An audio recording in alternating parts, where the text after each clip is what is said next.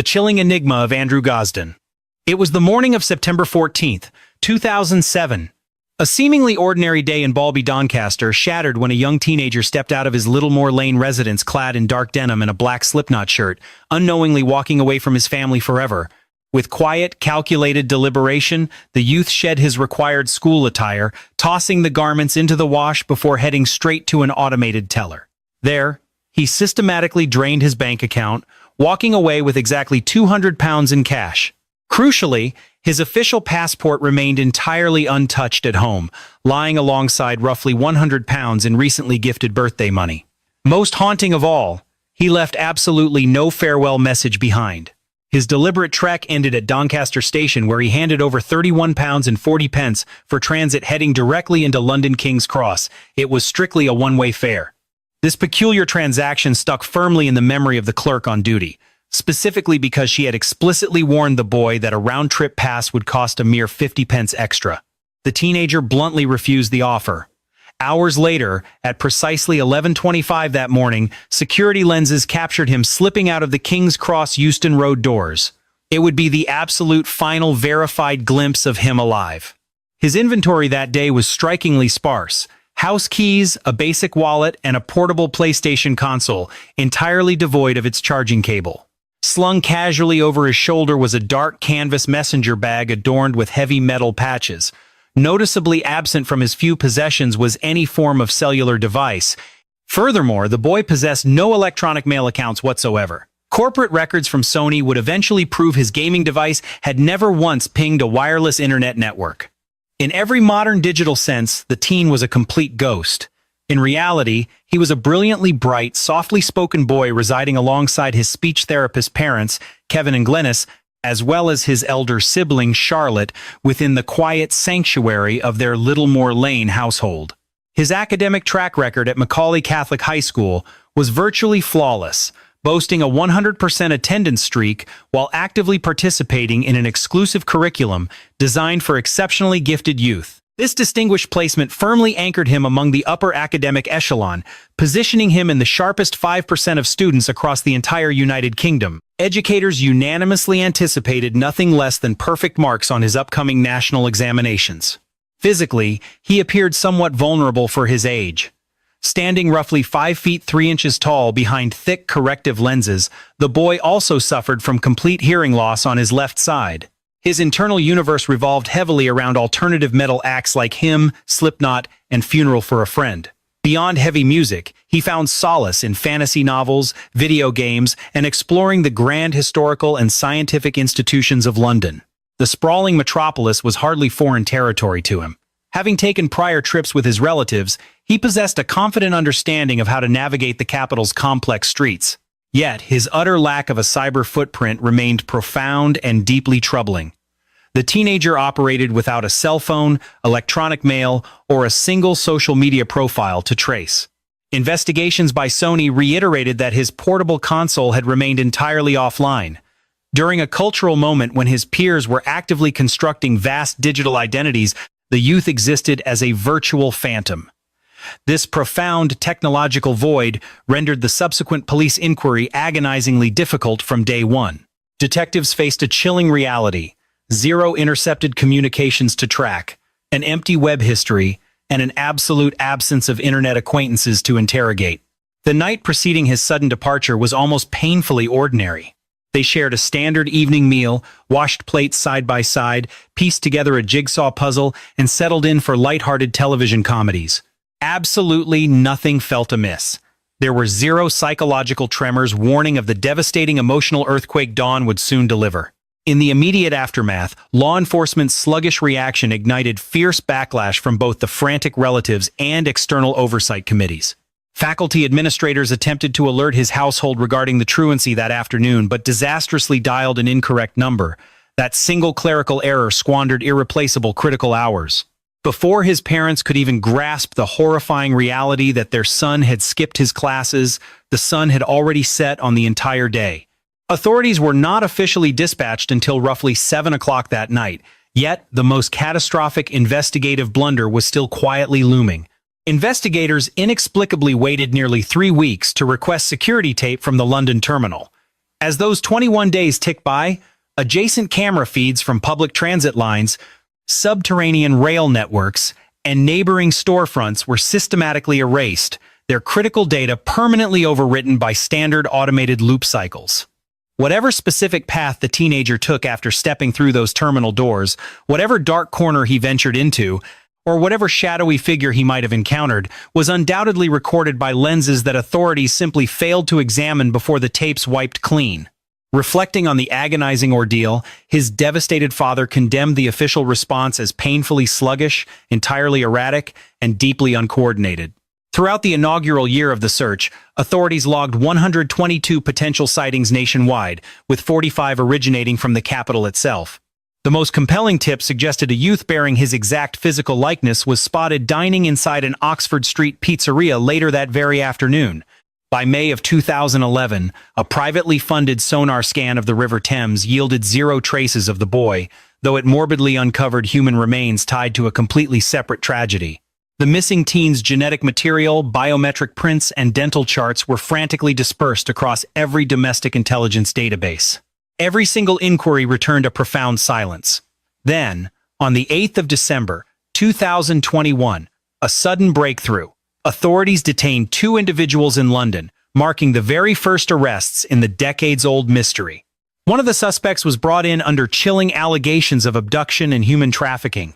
Yet, by the 20th of September, 2023, the hopeful lead evaporated. Both individuals were formally cleared and freed without any indictments, with officials expressing absolute certainty that neither suspect held ties to the vanishing. Today, the grim investigation stays active under the watchful eye of South Yorkshire's lead detective Andrew Knowles. October of 2024 saw the unveiling of an updated forensic sketch, offering a haunting glimpse of how the lost boy might appear as a 31-year-old man. By September 2025, law enforcement found themselves issuing stark public advisories regarding rampant cyber misinformation surrounding the mystery. It remains a malignant, escalating issue fueled by digital armchair detectives and conspiracy peddlers desperately clinging to the tragic enigma. Over the passing decades, the narratives spun around Andrew's vanishing have often inflicted profound damage, derailing the official inquiry and fracturing his loved ones. To this day, Kevin and Glenise Gosden remain anchored to their Littlemore Lane residence. The original door locks sit untouched, a silent, heartbreaking vigil just in case their boy ever walks up those steps, old keys in hand. Money is still faithfully deposited into his personal account, despite the chilling reality that not a single withdrawal has been made since September 14, 2007. Addressing the public with remarkable poise, Kevin has continually broadcasted a singular, desperate message into the void. His son is loved without condition or caveat. It matters little why he vanished or what dark reality he might currently face. His relatives keep the lines of communication wide open through the Missing People UK organization. Under the bleak case designation 070191998, a father channels his unending grief into a dedicated search blog documenting the nightmare. Today, Andrew Paul Gosden should be a 32-year-old man. Back home, 2 parents remain frozen in time, their agonizing weight unbroken. For 18 agonizing years, the Gosden family has endured an absolute information blackout regarding the exact moment their boy stepped out of the King's Cross terminal and dissolved into the London fog. Our following investigation introduces a much darker psychological purgatory. In this mystery, a mother's final written words served as a cruel, unbreakable promise. Her child was gone forever. The name is Timothy Pitson. The nightmare commenced on May 11, 2011. Amy Fry Pitson pulled up to the grounds of Greenman Elementary in Aurora, Illinois, setting a sinister chain of events into motion. Under the false pretense of a severe domestic crisis, she abruptly pulled her boy from his classes at roughly 8:15 that morning. What followed was a deceptive 2-day farewell tour. She drove him to the Brookfield Zoo, then onward to the Key Lime Cove Water Park located in Gurnee. The bizarre road trip concluded at Wisconsin Dells Kalahari Resort, with their final moments of normalcy immortalized by cold security cameras. The absolute last verified sighting of little Timothy was captured during their hotel departure on May 13th, just around 10 in the morning. In a crucial 90-minute window between noon and 1:30 later that day, cellular towers pinged Amy's device dialing out from the vicinity of Sterling, Illinois. Over the line, she delivered a chillingly possessive message to the boy's uncle, insisting that the child was safe, but firmly asserting that he belonged solely to her. A faint, innocent voice in the background complained of hunger. It would be the final time Timothy was ever heard alive. By 7:25 that twilight. Security footage caught a solitary Amy inside a Winnebago market purchasing stationery. By 11:15, she had secured a room at the Rockford Inn, completely alone. The horrific climax arrived on May 14th. Hotel staff discovered her lifeless body inside the suite, the tragic end result of a calculated suicide. Beside her lay a brief, 5-sentence manifesto claiming she had handed Timothy over to an unnamed, deeply loving caretaker who would protect him. The letter concluded with a taunting, bone-chilling guarantee he would never be tracked down, and the boy was nowhere to be seen. Digging into her past revealed a dark psychological struggle. Amy had fought severe clinical depression and had orchestrated at least 2 previous attempts on her own life. One involved stopping her vehicle dead on train tracks, while another grim incident played out dangerously close to a steep precipice. According to her sibling, Kara Jacobs, an overwhelming paranoia consumed Amy, a sheer terror that her psychiatric records would permanently strip away her maternal rights. Behind closed doors, her union with James, a factory employee who had successfully battled Hodgkin's lymphoma, was quietly fracturing under years of heavy domestic tension. Trust eroded entirely in 2008 when James uncovered his wife's covert, ongoing communications with her ex-husband. During official police interviews, Kara painted a picture of a severely obsessed mother whose entire universe was hopelessly tethered to her child. The very concept of surrendering him to the courts during a bitter divorce proceeding was a psychological breaking point she simply refused to face. Detectives soon unearthed a disturbing pattern. 2 highly suspicious, solo journeys to the Dixon and Sterling regions in February and March of 2011. Occurring 2 to 3 months prior to the kidnapping, these shadowy excursions heavily implied she was either casing a drop-off zone or solidifying a dark pact long before that fateful May. Crime lab technicians at Microtrace LLC swabbed her Ford Expedition, pulling trace evidence of vegetation, mud, and a highly specific chemical compound known as anhydrite. This granular data pinpointed a drop zone within 6 specific northwestern Illinois counties. Her discarded mobile device eventually turned up along Route 78 in 2013. Yet, the recovered hardware offered 0 digital breadcrumbs regarding the boy's fate. Then came the agonizing hoax of April 2019. A drifter named Brian Reaney ruthlessly posed as the missing teen, ripping open old family wounds until rapid genetic testing shattered his sick lie mere hours later. Federal judges handed the fraudster a 2-year penitentiary stint. Meanwhile, James, who relocated to Clinton, Iowa, maintains a relentless, unwavering vigil for his flesh and blood. He recently penned an open letter into the ether, telling his vanished boy that brilliant days still lie ahead, waiting for their eventual reunion. The child's bedroom remains a pristine, untouched shrine. James fights a daily war against public amnesia, weaponizing press circuits and broadcast interviews to keep the memory alive. Working hand-in-hand with authorities, the search gained fresh momentum when an updated forensic age progression portrait was published in May 2024. The sketch offers a haunting glimpse into the face of a grown man, a youth who officially reached his 21st birthday in October 2025. Those left behind cling desperately to a singular theory, that a deeply troubled mother handed her treasure over to a trusted guardian, potentially hidden away near Dubuque, Iowa. They envision a reality where he still draws breath, unknowingly navigating the world beneath the veil of a forged identity. A ghost in plain sight, entirely oblivious to his stolen lineage and the heartbroken patriarch who refuses to abandon hope. Authorities in Aurora keep a secure intelligence line permanently open at 630-256-5516. If he is still out there somewhere, his bloodline desperately needs him to hear one absolute truth. The hunt has never ceased for a fraction of a second. A dead woman promised he would vanish like a phantom, but a father's intuition swears he still breathes. The following dossier plunges into a similarly agonizing mystery, centered on a chilling premise: an infant stolen from her nursery under the cover of darkness.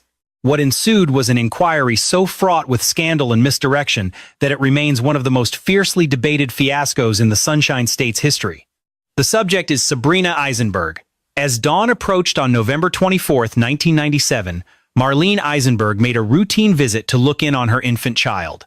The family resided in Valrico, Florida, tucked inside the quiet, tree-lined suburban enclave of Bloomingdale, a quintessential middle-class haven located just beyond Tampa's city limits.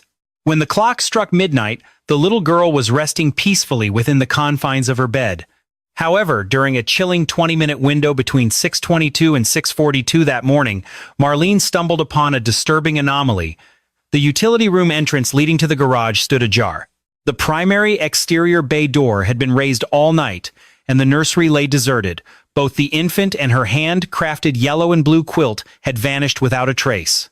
Curiously, investigators found absolutely zero signs of a break-in. No demands for money were left behind, and the household canine had maintained a haunting silence.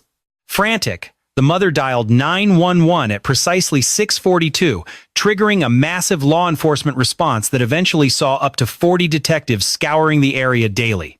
Crime scene technicians managed to isolate 7 distinct, untraceable fingerprints lurking near the child's room, alongside stray strands of blonde hair belonging to an unknown outsider. Even more unsettling was the discovery of a solitary phantom boot impression left right beside the sleeping area, a mark unconnected to any relative or known guest. This localized mystery rapidly snowballed into a global manhunt touching 49 different states and several foreign territories, ultimately spawning more than 2,200 distinct avenues of inquiry. Fueled by 1,300 alleged witness accounts, the financial toll ballooned to $2 million, cementing its status as the priciest law enforcement endeavor in Hillsborough County's history. The patriarch of the family, Steve, made his living navigating the local property market as a real estate broker. Meanwhile, her mother, Marlene, managed a toddler fitness initiative known locally as Playtime Pals. The couple's 2 elder siblings, William and Monica, slumbered peacefully in adjacent bedrooms, entirely undisturbed by the intrusion, while the household pet made absolutely no sound. Given the canine's notorious habit of fiercely vocalizing at unfamiliar guests, its profound quietness during the abduction swiftly directed authorities' suspicious gaze toward the parents themselves. An official lie detector test administered to the mother yielded results flagged as highly evasive by the technician, an accusation the couple fiercely and relentlessly fought against. By December 1997, merely a handful of weeks following the vanishing, desperate investigators managed to secure a covert judicial mandate. Operatives quietly infiltrated the residence, planting hidden audio surveillance equipment throughout the family's private living quarters. For nearly 90 agonizing days, agents captured a staggering 2,600 private dialogues involving the couple, their inner circle, and their legal counsel. The state's legal team ultimately alleged these recordings caught the father muttering sinister remarks regarding violence against the infant, alongside his wife coldly acknowledging the child's absence. These explosive interpretations formed the absolute bedrock of a federal prosecution, setting the stage for what would inevitably devolve into a disastrous judicial implosion. As autumn arrived in September 1999, an official grand jury handed down severe indictments against the couple, citing organized collusion and deliberate deception. However, this meticulously constructed legal narrative began to disintegrate almost immediately. Federal Judge Stephen Merriday deemed the crucial audio tapes hopelessly garbled and incoherent, while his colleague, Magistrate Mark Pizzo, penned a ferociously scathing judicial rebuke. The ruling exposed that detectives had flagrantly lied to secure their surveillance warrants, subsequently twisting innocuous household chatter into heavily manipulated sinister confessions. Consequently, every single allegation leveled against the beleaguered parents was unceremoniously dismissed in February 2001. In an unprecedented move, federal officials openly admitted their pursuit was malicious and fundamentally corrupt, marking a historically rare confession under the Hyde Amendment's strict provisions. To compensate for the harrowing ordeal, the vindicated family was granted roughly $1.5 million to cover their exorbitant legal fees. Yet the profound tragedy remains. The infant herself was never recovered, leaving behind a phantom who would be 28 years of age today. Having relocated to Maryland, the grieving couple continues to submit their genetic profiles to popular genealogy databases, desperately clinging to the hope of a familial match. Bitter disappointment struck twice when 2 separate individuals emerged in 2017 and 2018 claiming to be the missing heir, only for science to categorically disprove both. The saga deepened in October 2025 when a tenacious local lawyer secured access to classified dossiers, following a ruling that held the precinct in active defiance of court orders. Authorities were officially reprimanded for hoarding vital public documents, ensuring this chilling, decades-old mystery remains an active, bleeding wound in the files. there is a haunting possibility that a 28-year-old woman is currently walking the earth, entirely oblivious to her stolen origins, a child ripped from her cradle in the dead of night. It is a tragedy overshadowed by institutional corruption, leaving blood relatives in agonizing limbo for 28 years. However, our subsequent file explores a deeply contrasting narrative. For in this instance, a grueling 30-year wait culminated in genetic science abruptly shining a harsh spotlight on the predator they suspect orchestrated the nightmare. The victim in question is Morgan Nick. As dusk settled on June 9, 1995, a mother named Colleen brought her young girl to a youth baseball tournament at a modest diamond in Alma, Arkansas.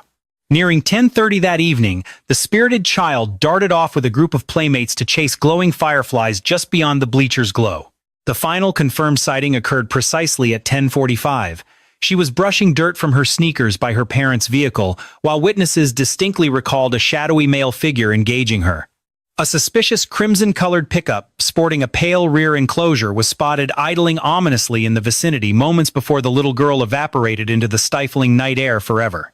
She was the eldest sibling in her home, remembered fondly as a timid but warm-hearted scout who adored rose-colored chewing gum and possessed an innate talent for drawing smiles from strangers. In the agonizing decades that followed, relentless detectives would meticulously hunt down and dissect well over 10,000 desperate fragments of information. The primary phantom in this mystery surfaced almost immediately, yet forging the definitive link took 3 agonizing decades. Authorities captured Billy Jack Links, a World War II veteran carrying a dark criminal history, on August 29, 1995. Barely 12 weeks had passed since Morgan vanished when Links tried to snatch another child at a Van Buren Sonic drive-in, a chillingly short 8 miles from that fateful ballpark.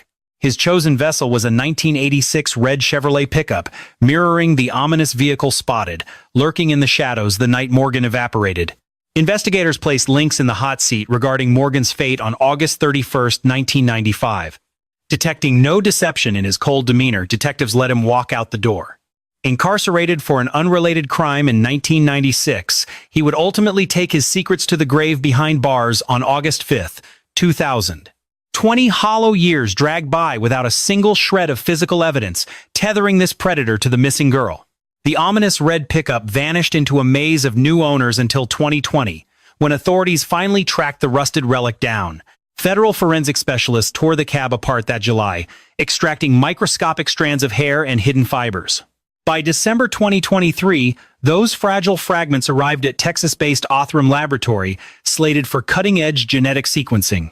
The scientific silence finally broke on September 27, 2024, unearthing a chilling truth. Genetic markers proved the strands recovered from the truck's dark interior belonged unequivocally to Colleen Nick's immediate bloodline. Knowing her relatives had never set foot in that sinister vehicle, the ghostly residue could only belong to Morgan. October 1, 2024, marked a monumental shift. Alma authorities officially crowned Links their prime suspect, shattering 29 years of stagnant dead ends. Yet, the girl remains lost to time. No criminal charges were ever filed, and Links's death in 2000 ensures he outran earthly retribution. Still, that microscopic genetic echo provided the absolute first undeniable physical tie, handing an exhausted mother the very closure she spent 30 agonizing years hunting. A definitive monster's name, forever bound to her child's darkest hour. As the grim 30th anniversary arrived in June 2025, the Arkansas state capitol bled pink into the night sky, a haunting tribute to the little girl's favorite hue. That April, state lawmakers passed Resolution 1063, formally immortalizing the relentless 3-decade crusade waged by the Morgan Nick Foundation. Born from unimaginable grief, Colleen established this vital organization in 1996, merely 12 months after her world collapsed. Throughout the intervening decades, this coalition with state authorities has successfully dragged over 1,000 lost souls out of the darkness annually. Today, the state's entire emergency abduction network bears the missing girl's name. Colleen ascended to a pivotal national board seat for missing youth, eventually co-forging Team Hope alongside Patty Wetterling. Patty was another shattered mother who weaponized her own devastating tragedy into a lifelong crusade for the forgotten. Reflecting on her profound legacy, former Governor Mike Huckabee publicly declared this resilient woman to be among the most phenomenal individuals he ever encountered. She absorbed a mother's most visceral nightmare and forged an enduring beacon of salvation from the ashes. Her pain birthed closure for hundreds of desperate families, a bitter irony, as her own definitive answers remain agonizingly elusive. Bereft of her own flesh and blood, she constructed an empire dedicated to bringing other people's stolen children home. Our following descent into the unknown spans 34 haunting years, bleeding across international borders. It begins in Sheffield, England, twisting toward a sun-drenched Greek island, where an innocent family sought paradise only to return forever fractured, leaving baby Ben Needham behind. The nightmare commenced on July 24, 1991, when Carrie Needham entrusted her fragile toddler to his grandparents' care. The backdrop was a remote rustic farmhouse nestled within the rugged mountain village of Herakles. Fleeing the dreary English weather, the sprawling Needham clan had relocated to this Mediterranean haven seeking a vibrant rebirth. Ben's grandfather, Eddie, and Uncle Stephen spent their days breathing new life into a crumbling, abandoned property. While Carrie pulled shifts serving drinks at a local resort, little Ben happily occupied himself, pushing toy cars through the construction dirt. The timeline fractured around 2:30 that afternoon, the exact moment his Uncle Stephen roared away on a motorcycle. Mere moments later, grandmother Christine felt the chilling silence. The boy had vanished like vapor, leaving absolute nothingness behind. Baking under a brutal 90-degree Fahrenheit sun, the subsequent local law enforcement response proved to be a catastrophic failure, drawing fierce condemnation from the victim's bloodline, British diplomats, and future investigative watchdogs. Blinded by suspicion, authorities immediately painted the grieving relatives as perpetrators instead of collateral damage. In a fatal misstep, they paralyzed the investigation, waiting 2 excruciating days before alerting surrounding island docks and international departure gates. That devastating 48-hour void offered an unhindered escape route, allowing anyone to smuggle a toddler across the Mediterranean via ferry or unmarked vessel, leaving zero paper trail. Crucial testimonies were hastily scribbled in native Greek, completely devoid of any certified interpreter to bridge the dangerous communication gap. Consequently, the terrified British family was left blind, utterly incapable of confirming if their frantic words were being documented with even a shred of accuracy. A sprawling 11-day dragnet orchestrated by military personnel, fire brigades, and local cops scoured the jagged terrain, yet yielded nothing but dust and agonizing silence. The local police chief ultimately had to stand before the public, admitting their teams had exhausted every conceivable inch of terrain. Yet the devastating truth remained: the most vital rescue window had already slipped away.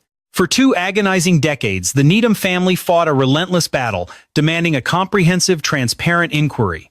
By 2012, Operation Ben was initiated by authorities, backed by a significant Home Office grant of £700,000.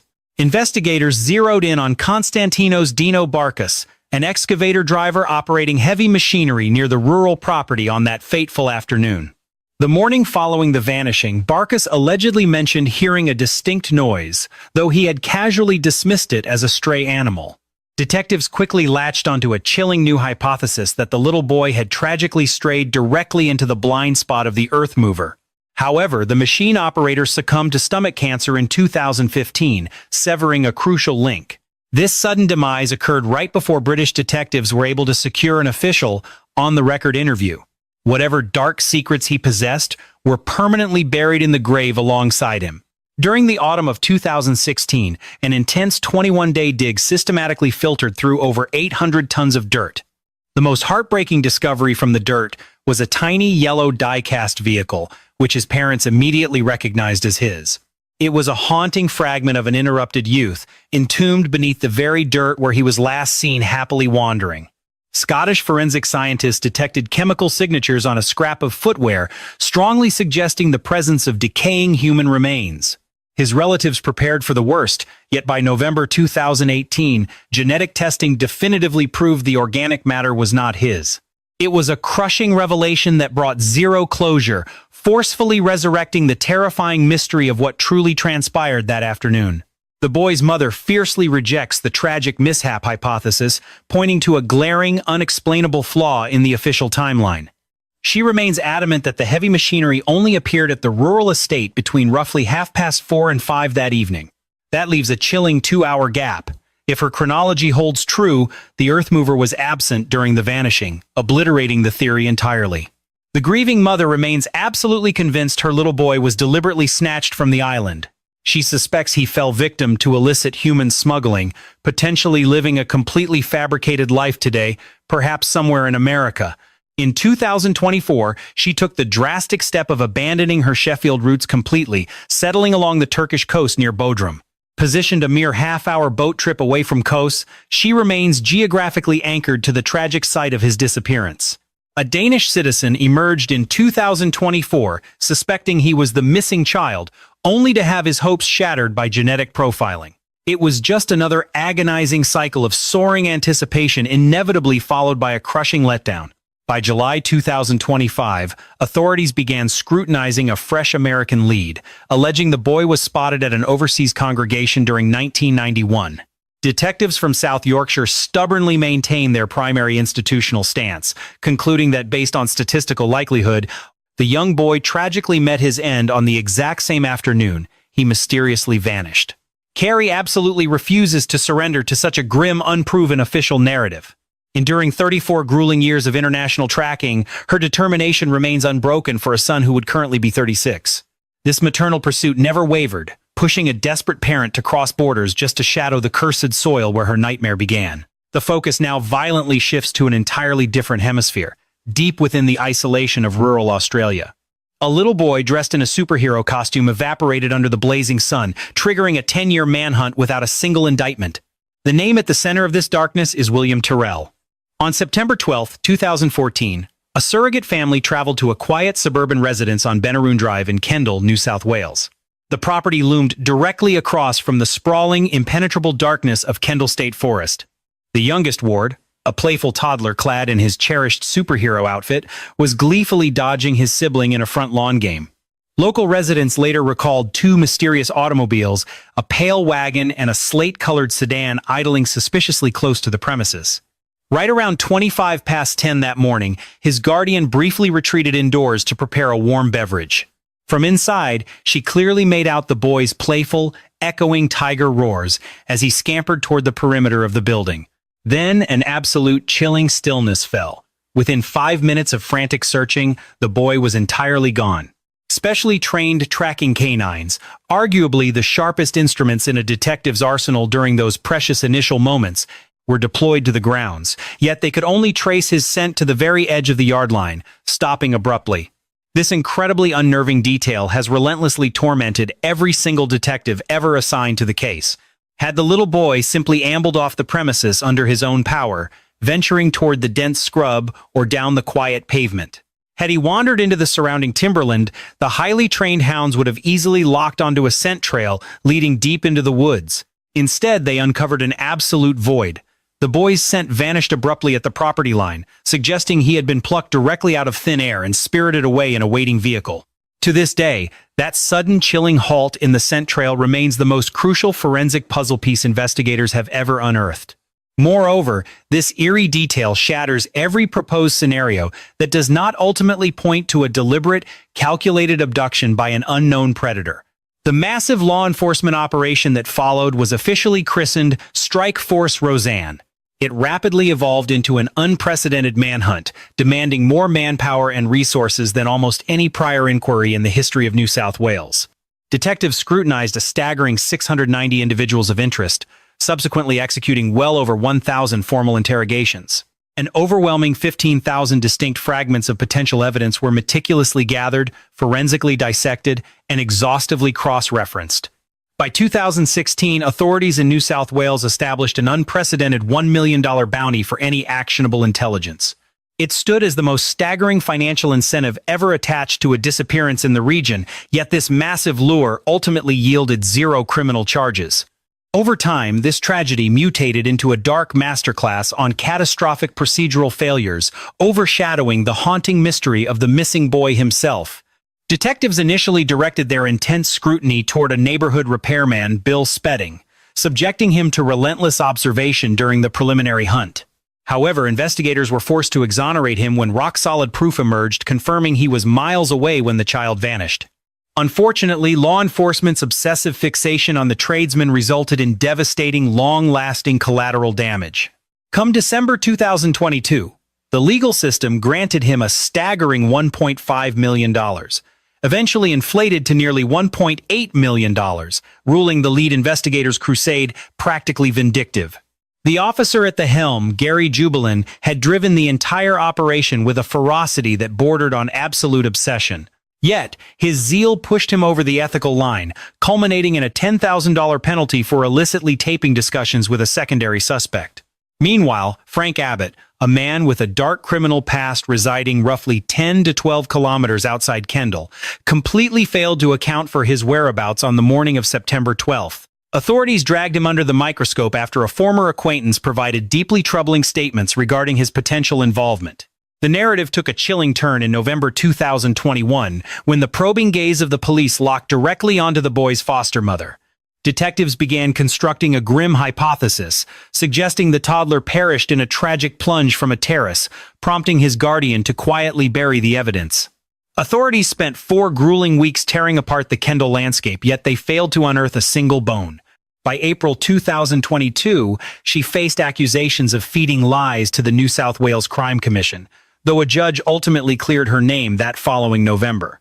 Undeterred, the constabulary pushed to formally indict her on fresh allegations in the summer of 2023. However, the chief prosecuting authority quietly shelved those recommendations by September 2024, leaving the matter entirely in legal limbo. Throughout the relentless ordeal, the Guardian has maintained an unwavering, fiercely vocal stance of absolute innocence. The ledger of justice remains empty. The little boy is widely believed to be dead, yet the earth has steadfastly refused to surrender his body. A formal death inquiry helmed by Deputy State Coroner Harriet Graham concluded its evidentiary phase in December 2024, with an official ruling anticipated by dawn of 2026. That colossal $1 million bounty is still on the table for a boy who, against all odds, would be 14 years old today. His phantom presence lingers as the most high-profile, utterly agonizing unsolved disappearance in the modern history of Australia. A tiny boy dressed as a superhero evaporated from a quiet lawn under the afternoon sun, and 10 agonizing years of searching have yielded absolutely zero justice. If these dark descents into unsolved mysteries captivate your mind, be sure to hit subscribe and activate notifications to follow our ongoing psychological profiles. Our subsequent file opens with an equally terrifying swiftness, leaving behind an identically shattered family. The nightmare materialized in a busy New Jersey recreation area during what appeared to be a perfectly mundane September afternoon. The victim was Dulce Maria Alaves. On the 16th of September, 2019, her mother, Noema Alaves Perez, decided to treat her little girl to an outing. The family group, including Dulce's little brother Manuel and their aunt, arrived at the sprawling grounds of Bridgeton City Park in New Jersey. Nestled deep within Cumberland County, this quiet municipality serves as a cultural hub for a tightly knit community of Mexican immigrants. Before arriving, the mother had made a brief detour to purchase sweet treats, adding a heartbreaking layer of innocence to their final moments together. Pulling into the lot, she remained seated in her vehicle, allowing the kids to sprint the short 30-yard distance toward the jungle gym. Scarcely 5 to 10 minutes passed before little Manuel wandered back to the parking lot in tears, frantically gesturing that a stranger had beckoned his sister away. Nearby teenagers shooting hoops later recalled a shadowy figure drifting past the courts, followed by the sight of young Dulce jogging toward a cluster of crimson utility sheds. Panic setting in. The terrified mother dialed 911 at exactly 4:51 in the afternoon. By dusk the next day, a frantic Amber Alert echoed across the state, warning the public of a pale, potentially Hispanic suspect wearing bright orange footwear. Clad in dark clothing and crimson trousers, the phantom figure was last observed guiding the child into a maroon passenger van concealed by deeply blackened windows. Weeks later, on the 15th of October, 2019, authorities circulated a forensic drawing of a second individual, carefully labeling him as a crucial bystander rather than the primary predator. To this day, the identities of both figures remain entirely shrouded in mystery. The young girl's name was quietly added to the FBI's most wanted missing persons registry. A staggering bounty of $75,000 remains on the table for any viable leads. For 6 long years, an armada of over 300 investigators spanning the Cumberland County Prosecutor's Office, the FBI, and New Jersey State Police have tirelessly hunted for answers. Yet, the pursuit of justice hit a massive, unrelenting roadblock, one utterly detached from physical clues or prime suspects. a profound, paralyzing terror of deportation gripping the surrounding neighborhood. Bridgeton is home to a vast, undocumented community, and dozens of these individuals were lingering near the playground the very afternoon she vanished. Crucial bystanders, those who possibly spotted the stranger, the vehicle, or the missing puzzle piece, hesitated in the shadows. Many absolutely refused to step into the light and share their secrets with the authorities. They were terrified that a simple conversation with federal agents would trigger interrogations regarding their own citizenship. Officials constantly broadcasted promises of immunity regarding immigration status, yet the underlying dread eclipsed any formal guarantees they could offer. This impenetrable barrier of unspoken truths remains the most devastating hurdle detectives have ever encountered. Bizarre, nameless notes mailed to Austintown, Ohio, back in 2020, sparked frantic excavations, yielding absolutely nothing. Fabricated online rumors alleging the little girl's safe return were swiftly and repeatedly dismantled by truth.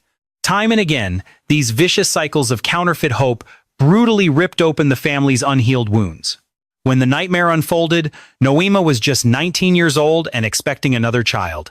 She endured vicious, often unjustified societal backlash merely for waiting inside her vehicle while her kids enjoyed the playground. The girl's biological father, Edgar Perez, was entirely out of the picture, having been exiled to Mexico back in 2018. By September 2025, fresh detectives from the New Jersey State Police brought in cutting-edge artificial intelligence, desperately hunting through colossal case records for overlooked ghosts. Cumberland County Prosecutor Jennifer Webb McCrae delivered a resolute public declaration, asserting that without concrete proof of tragedy, detectives are clinging to the unwavering belief that the child still breathes. Today, Dulce Maria Alaves would be 11 years old. Any potential leads should be directed to the FBI at 1-800-CALL-FBI, pressing option 4, then 8. An innocent youth dissolved into thin air from a bustling park on a crisp autumn day. Now, 6 agonizing years have passed, and every single soul spotted near that fateful location remains a nameless phantom.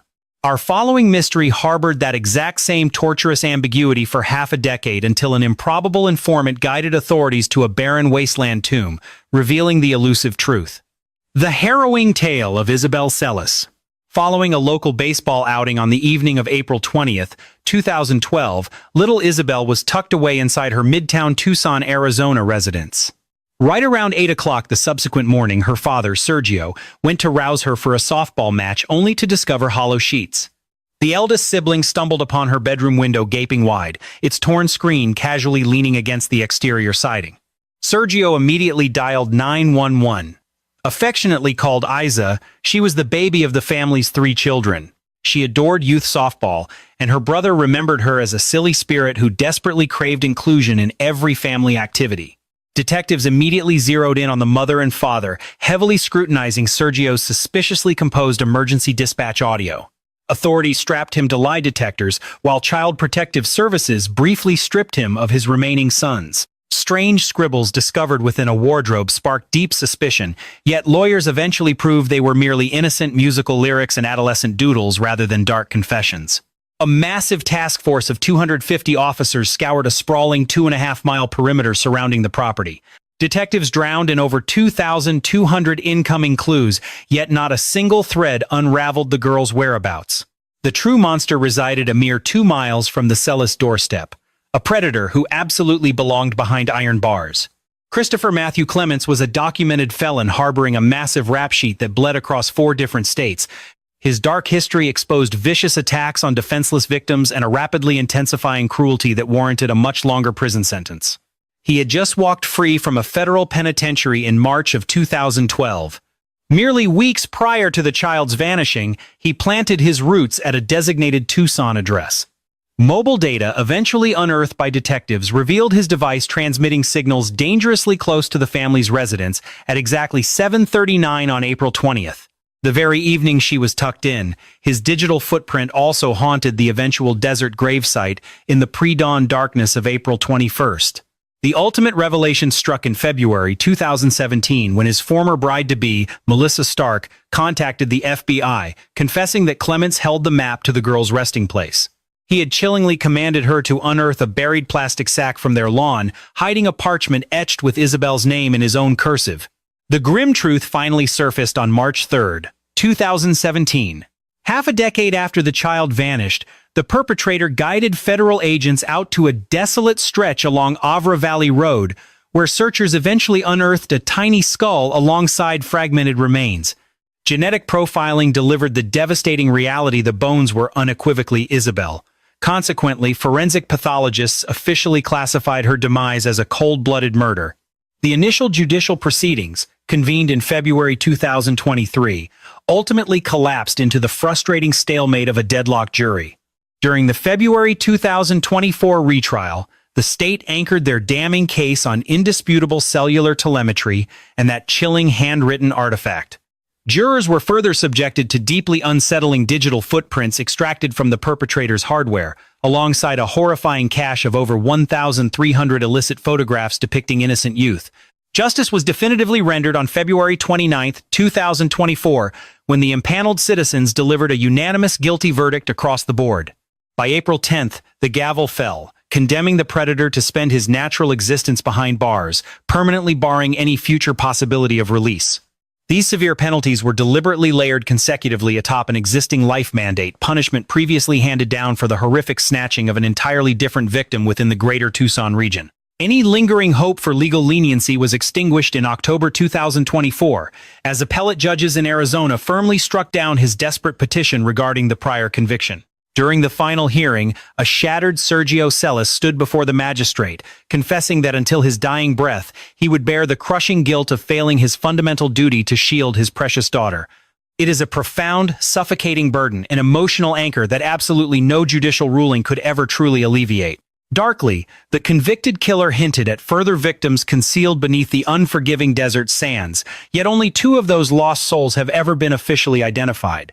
A painful 12 years after being stolen in the dead of night from the safety of her own room, Isabel Mercedes Celis was finally granted a proper burial. While her loved ones eventually uncovered the grim reality of her fate, that closure was purchased with an agonizing, irreversible toll. Locating the vanished girl ultimately demanded a torturous 5-year wait, a lover's whispered suspicion, and a single slip of paper bearing the predator's name. Our subsequent psychological descent dives into a mystery festering for more than 16 grueling years, haunted by a single individual who stubbornly guards the elusive truth. The tragedy of Holly Cummings. As twilight set in on February 9, 2009, Ronald Cummings departed the residence to begin his overnight labor operating heavy machinery. Behind him, he entrusted his 2 vulnerable toddlers to the supervision of the teenager sharing his home, his 17-year-old partner, Misty Crossland. The setting was their modest mobile home situated along Green Lane in Satsuma, Putnam County, Florida. According to the caretaker's narrative, both toddlers were tucked under their blankets by 8 that evening. Approaching 3 in the morning, the teenager claimed she jolted awake, immediately noticing an eerie illumination spilling from the rear kitchen quarters. A cold draft revealed the back entrance left ajar, the exterior mesh frame unnaturally wedged open by a heavy concrete block, and the little girl had completely vanished into the dark. The infant sibling slept undisturbed. Panicking, she phoned the father, who desperately instructed her to dial 911 immediately. The emergency audio captured a father entirely consumed by sheer, breathless agony. Complicating this nightmare, the missing child suffered from Turner syndrome, a delicate chromosomal abnormality necessitating routine, specialized clinical monitoring. The biological mother, Crystal Sheffield, resided elsewhere and was permitted only bi-weekly visits after surrendering primary guardianship to the father amidst her own admitted struggles with chemical dependencies. Forensic teams meticulously combing the mobile home could find absolutely 0 physical indications of a violent, uninvited breach.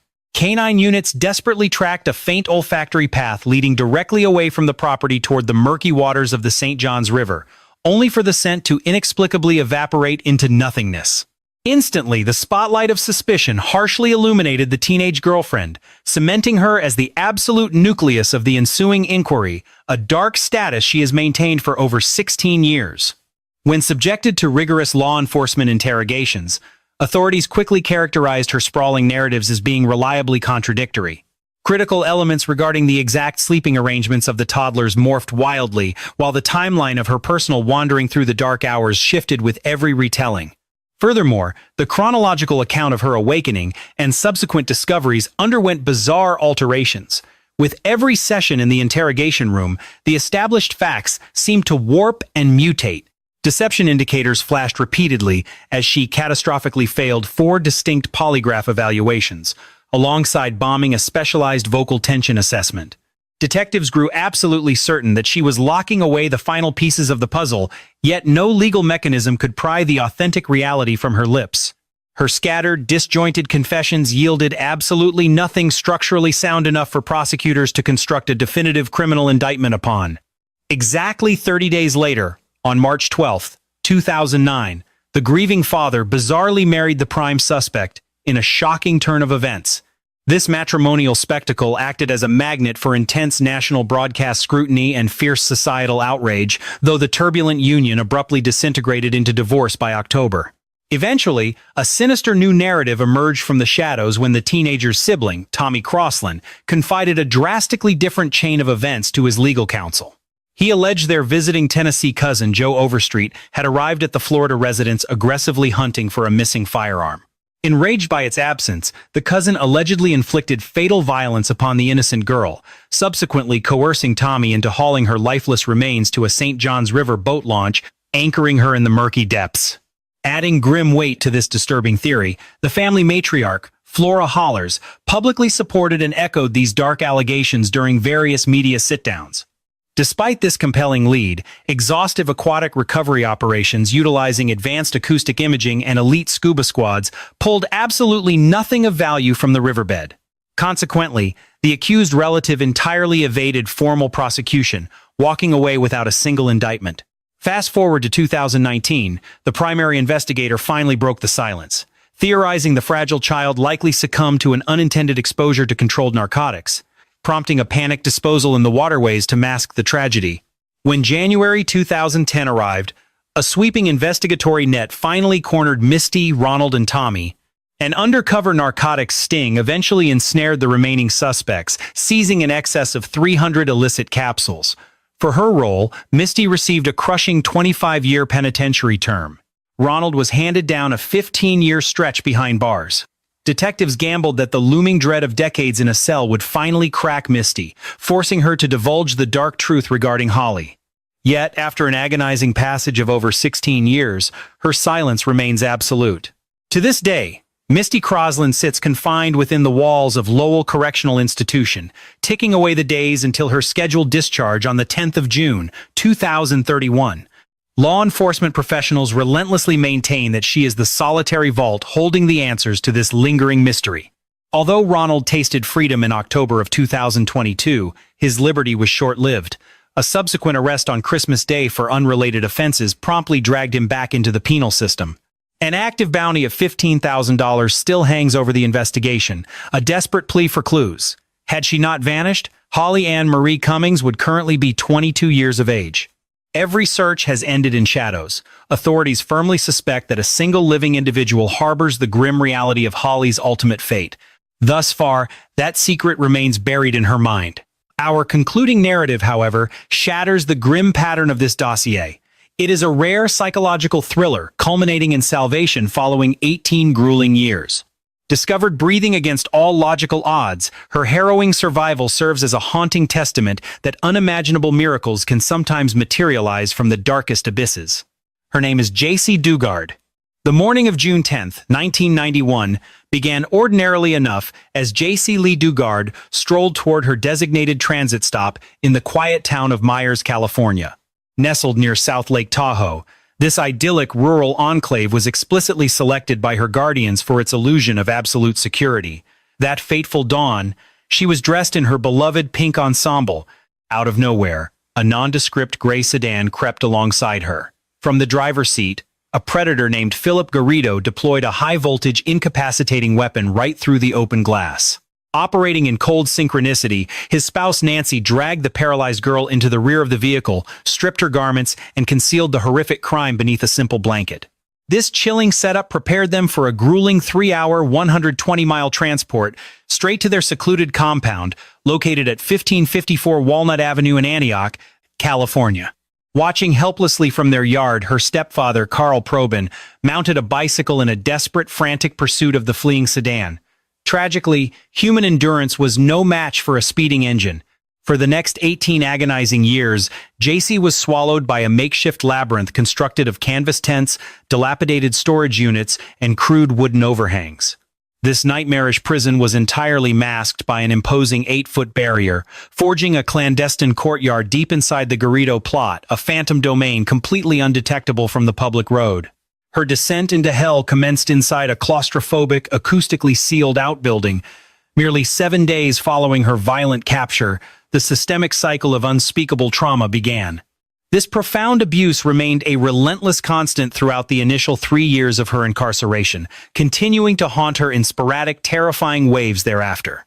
In the depths of that isolation, she brought 2 daughters into the world, both biologically tied to her tormentor. She was barely 14 during the first delivery, and 17 for the latter. Each agonizing labor was endured entirely without clinical intervention. Over the span of 18 years, she was denied the sight of a physician, a dentist, or a single shred of modern medical grace. Through an insidious psychological manipulation, the young girls were brainwashed into believing that Nancy was their true maternal figure. Stripped of her humanity, JC was rebranded as Alyssa, subjected to strict mandates to keep her true origins buried from outsiders no matter the circumstance. Her entire universe shrank to a meager 100 square feet of dirt and shadow, completely severed from every familiar face and comforting memory of her past. The architect of her torment, Philip Garrido, already carried the sinister pedigree of a legally condemned abductor. Back in 1976, he had snatched a 25-year-old victim from the streets, subjecting her to an agonizing marathon of profound degradation. Although courts slapped him with a 50-year federal incarceration, a deeply flawed system granted his parole in 1988 after only 11 years 36 months prior to stealing JC. The oversight of his conditional release remains one of the most catastrophic, chilling institutional breakdowns ever recorded in the history of California. An official audit by the Inspector General eventually uncovered a horrifying truth. The predator received adequate monitoring for a pitiful 12 out of 123 months, an appalling 90% administrative blind spot. Agents tasked with his supervision conducted no fewer than 60 physical inspections of that very property, yet spectacularly failed to detect the sprawling cage constructed right under their noses. Fast forward to 2006, when a vigilant local dialed 911, disturbed by the sight of transient women and minors occupying canvas shelters in that precise backyard. A dispatch deputy simply engaged the suspect in casual conversation on the front lawn before departing the scene entirely. Even as his electronic tracking monitor pinged relentlessly, charting constant excursions into that prohibited rear quadrant, absolutely no one bothered to scrutinize the digital footprints. Deliverance finally materialized on August 26, 2009, a staggering 18 years and 2 months after that fateful morning in Myers. The dominoes began to fall 48 hours prior, when the captor inexplicably marched his 2 captive daughters onto the University of California, Berkeley grounds to inquire about staging a spiritual gathering. His deeply erratic mannerisms triggered immediate alarm bells in the minds of 2 astute individuals, sparking a chain of intuitive actions that ultimately pulled a ghost back from the void. Lisa Campbell, a university event coordinator, alongside campus patrol officer Ally Jacobs, were deeply unsettled by the man's inherently unnatural, lingering aura. Observing the 2 painfully subdued and heavily monitored children at his side, they discreetly initiated a records inquiry, unearthing his volatile status as a registered paroled predator. Trusting their profound unease, they immediately notified the agency tasked with overseeing his release. Compelled to answer the summons on August 26th, the kidnapper arrived for his mandatory check-in, though this time his accomplice wife walked beside him. Trailing closely behind were the 2 silent daughters, alongside a frail, mysterious woman he casually presented to the desk under the alias Alyssa. The moment seasoned agents pressed him against the wall with his damning background dossier and demanded the true origins of the youths, the psychological dam broke, and he coldly admitted to the kidnapping. Only in that fragile moment of shattered illusions following an unfathomable 18 years, 2 months, and 16 days locked in darkness did the stolen child finally speak her real name to the world. She emerged at 29 years of age, a living ghost who had vanished from the world at just 11. Come April 2011, the couple finally confessed to their atrocities. The patriarch was buried under a staggering 431 years to life in prison, while his wife was handed 36 years to ponder her sins. Inside a tense courtroom, her mother, Terry Probin, stepped forward to deliver a deeply haunting victim impact statement, projecting her daughter's written defiance. She declared an absolute refusal to waste a single remaining second of her existence in their shadows. Soon after, in 2010, California conceded to a historic $20 million settlement for the unimaginable ordeal. It served as a chilling, official admission of the catastrophic systemic negligence that permitted monsters to keep a child locked in a backyard compound for nearly 2 agonizing decades. Reclaiming her stolen narrative, she eventually released 2 deeply personal accounts of survival and resilience: A Stolen Life, followed by Freedom, My Book of Firsts. Channeling her profound psychological scars into tangible purpose, she established a charity dedicated to trauma recovery, specialized equine therapy, and essential investigative training for law enforcement. This crucial initiative operates under a brilliantly simple yet poignant acronym: Just Ask Yourself to Care. Today, the survivor is 45 years old, residing in the quiet anonymity of California, alongside the 2 daughters who are now navigating their late 20s and early 30s. Both young women have successfully pursued higher education, while their fiercely protective mother directs her charity far away from the glaring spotlight of the media. She has essentially alchemized the darkest psychological nightmare imaginable into a steadfast beacon of healing for other fractured souls. As for the mastermind behind her abduction, he continues to rot within the concrete walls of a state penitentiary, serving what guarantees he will die behind bars. His accomplice, however, could potentially walk free by August 2029, a looming milestone that those who survived her cruelty anticipate with undeniable dread. Ultimately, this saga remains a statistical anomaly in the grim landscape of missing persons, the impossibly rare miracle where the stolen child actually finds her way back.